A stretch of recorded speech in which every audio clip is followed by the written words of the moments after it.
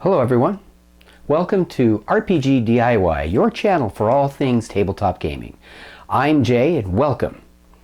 I'm going to do today a follow-up video to a video I did earlier about a Dungeon Master's travel kit for when you have to travel to different areas to run a game and all the supplies you can bring with you to run pretty much a sandbox game. So it has a lot of things in there because you're not sure what you're going to need until that time. But today I'm going to do an updated version that's more specific and a little more compact. So I'm going to show you Dungeon Master Travel Kit 2.0.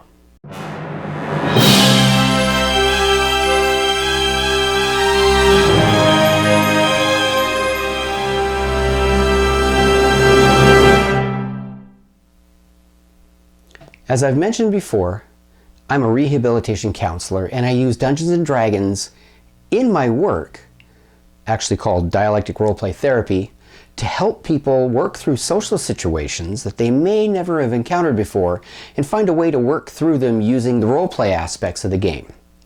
It gives them a safe environment to practice new ideas on how to interact with people. So I originally developed a Dungeon Master kit that I could take with me to work that was more of a sandbox setup, to where it would have enough stuff in it to cover pretty much anywhere the game would go without a lot of pre-planning. Now what I've done over the course of doing this is I've whittled it down. Now I've got a DM's Kit 2.0 for traveling.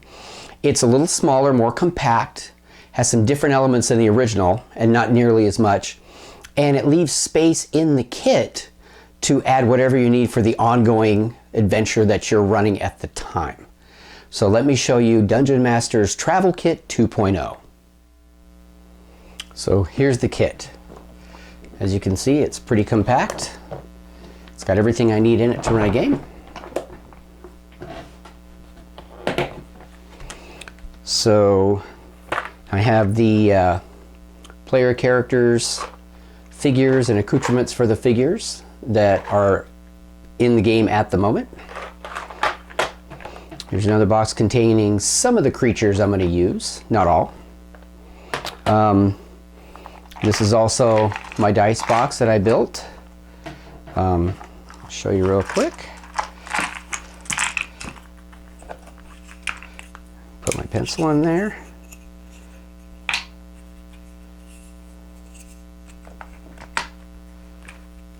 And that's the dice box. So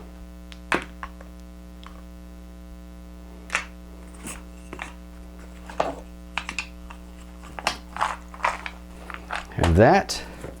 I have a flip mat that has kind of a grungy dungeon floor on one side, and it's got some outdoors areas on the other.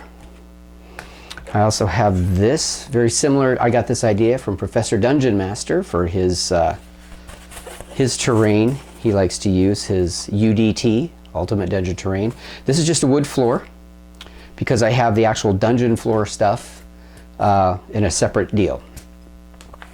So I've got about 4 sets of stairs actually right here that fit together, similar to Jeremy on Black Magic Craft that he made the dungeon stackers.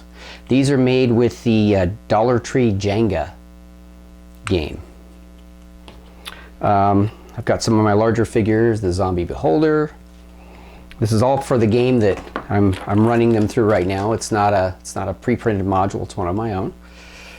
And then I have some thugs. I have some townspeople. They're doing an urban murder mystery type setup, and I have some bloody corpses here. Miniature Dungeon Master screen that I made using Dollar Tree small art boards, some duct tape and packing tape, wet dry erase markers, and then this smaller section here that allows me to store some of the smaller pieces, and I'll show you that whole thing. I made this board with some graph paper on it. It's got a little thing on the side here, or on the back side.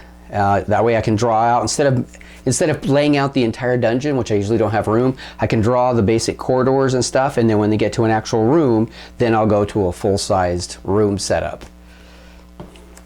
And these are some vinyl stickers, and these are from Loki Battle Mats, a company I've reviewed many of their products already, so you can check those videos out. They make fantastic products. Now, for the smaller part of this kit, it basically has, I've got some doors, and these are corners. And if you watch Professional Dungeon Master's UDT setup, he talks about instead of having walls that can obscure the vision of all the players depending on where they're sitting, if you just put corners where the actual corners of the room would be, the walls are kind of imaginary, but people can kind of see how the room is configured basically based on where you put the corners.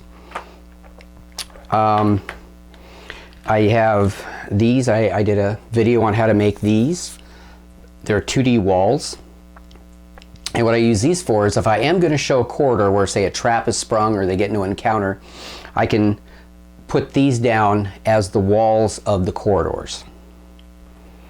I have a couple dry erase markers. This one is a little thicker than the wet erase because it draws thicker lines if I need to draw something that can be seen really, really well. Then I have some miniature tiles, part of the dungeon tile pieces, both from Wizards of the Coast and Paizo, or Paizo, however you want to pronounce it. And then I also have some pieces from the Dungeon Craft sets that I also reviewed, the cutout cardstock double-sided dungeon terrain sets.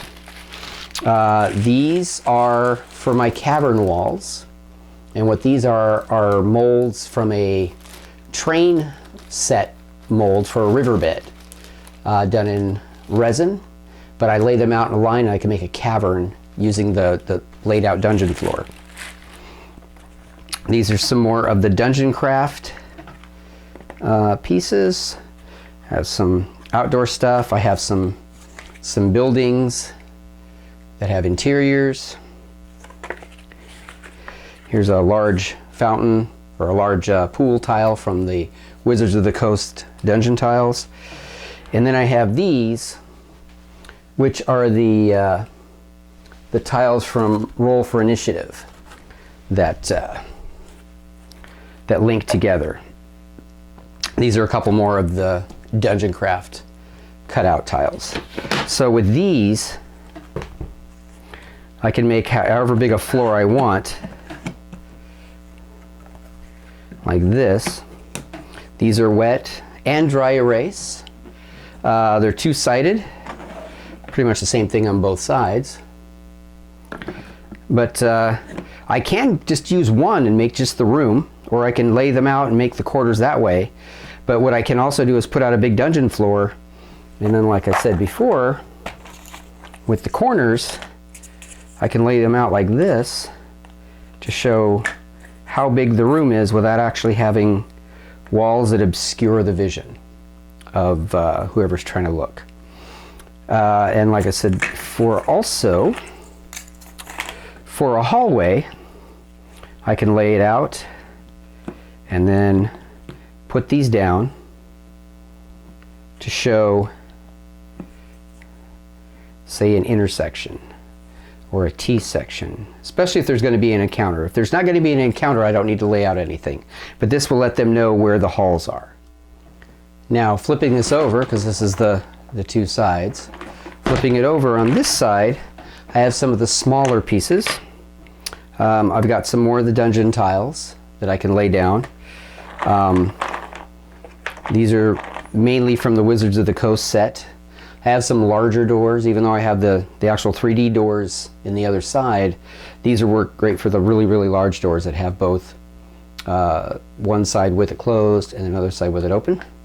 Got some stairs if I don't want to use the stackables because there's not enough room. Plus I have different floor effects, more pools, stairs, magic runes, pits, things like that. And then I have some of the smaller ones here. for like spiderweb and the stairs, boats, tents, and then I have even the smaller ones. Since I don't have a fireplace yet, I can lay that down to show a fireplace. So I use a combination of 2D and 3D terrain. And here's some more smaller pieces of the 3D terrain. I've got some bookshelves. These are from Mantic Terrain Crate, as are these. And they come just a brown color, and I painted them. I've got those statues from dollar store figures. Ladders, pools, desks, either from the WizKids miniatures or the Reaper miniatures in some cases. I've got barrels, I've got crates, more bookshelves, chests, campfire, all the basics that are usually found in a room. Pillars. And so this is kind of what's on the other side, the smaller pieces. And that's pretty much the kit. It not only covers the specific adventure that I'm running on now, mainly through the specific figures that I'm using, but it can also be used as a sandbox thing. You might have to draw more of what you're doing on this board to kind of illustrate until you get to the actual encounter. Then you can go to the actual full 3D spread. But I am constantly playtesting this when I use it to see what works, what doesn't, and then I adjust accordingly. And if any significant updates happen, I will be the first to let you know. And there you have it, the ever-evolving Dungeon Masters Travel Kit. If you have any questions or comments or suggestions, put them in the comments below. Don't forget to like and subscribe and hit the bell icon so you'll know when new videos are put up. And as always, until we meet again, may all your rolls be natural 20s. Thank you.